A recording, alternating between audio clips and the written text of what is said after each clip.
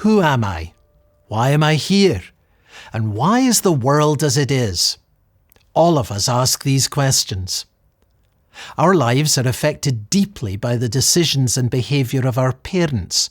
For better or worse, who they were and what they did has a profound effect on us. The Bible tells us that our first parents were created by God for a great and glorious purpose. But the decisions they made brought ruin and disaster that we still live with today.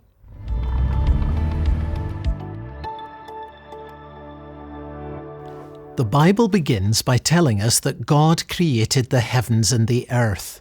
God made the sun, the moon, and the stars. Then he made the plants, fish, birds, and animals. But God's masterpiece was still to come. Then God said, "Let us make man in our image, after our likeness." The Hebrew word translated man here is Adam. That's where the first man got his name. Adam was made in the image of God. And what was true of him is true of you. You are made in the image of God. Now, an image is a reflection. God made you in such a way that you reflect something of his nature and glory. That means that your life has unique dignity and worth. God made Adam by forming a corpse from the dust of the ground. Then he breathed into it, and Adam became a living being. From this we learn, first, that our minds and bodies are fragile, and second, that our lives are a gift from God and that we are always dependent on him. God filled Adam's life with wonderful gifts. He planted a garden and gave it to Adam as his home. He gave Adam the fulfilling work of naming the animals and participated in Adam's work by bringing the animals to him. But God saw that it was not good for Adam to be alone. He created Eve and then brought her to the man, and she became his wife. Home, work, and marriage, they're all good gifts from God. Home is where God sets you down. No home is perfect, but the best place to flourish is the place God has prepared for you. Work is what God gives you to do. God's work brings order out of chaos. He creates what is beautiful. He protects and provides for all that he has made. And when you do these things in your work, you reflect the work of God. Marriage is God's gift of union with another person. The first marriage had its share of troubles, but whatever their problems, Adam and Eve could never have doubted that they had been joined together by God. But the greatest gift of God to Adam and Eve was the gift of his friendship. God is invisible, but he appeared in the garden in a visible form because he wanted Adam and Eve to know him.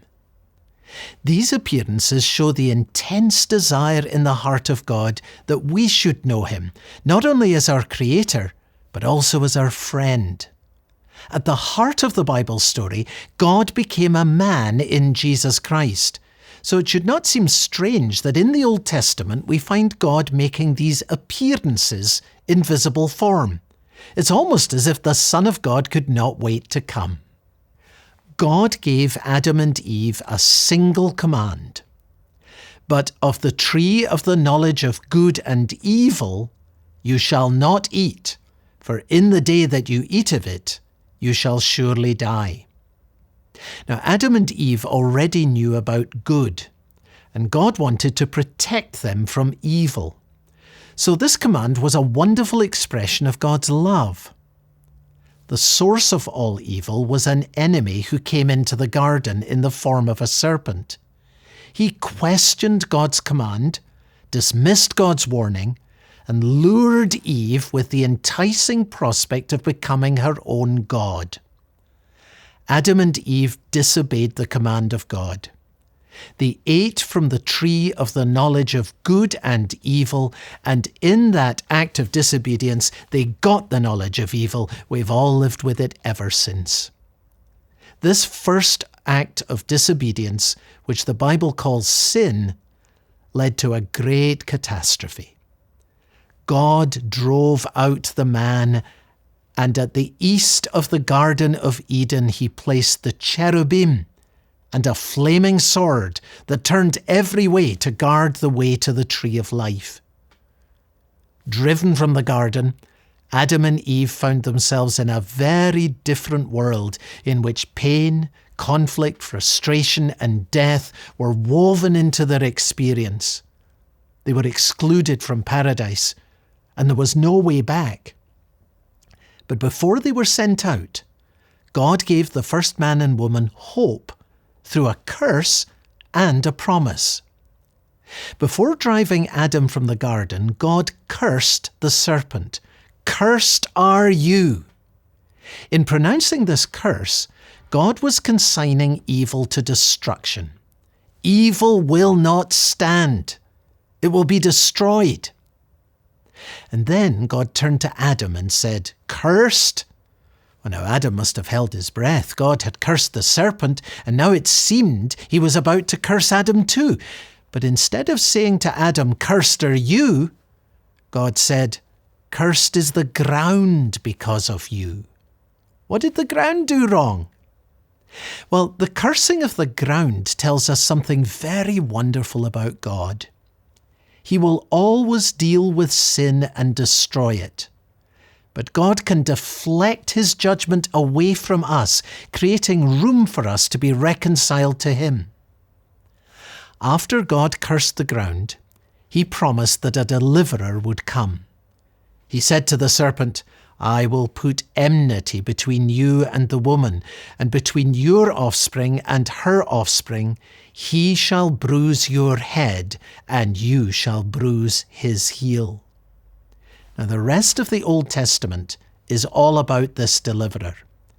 It tells us what we need to know to discover who he is, what he has done, and how we can share in the blessing he brings. From Adam's story, we learn who God is. God is our creator. He owns everything, and we belong to him. God is good, and all that is good in our lives and in our world is a loving gift from his hand. We also learn who we are. We are made in the image of God, and we are made from the dust of the ground.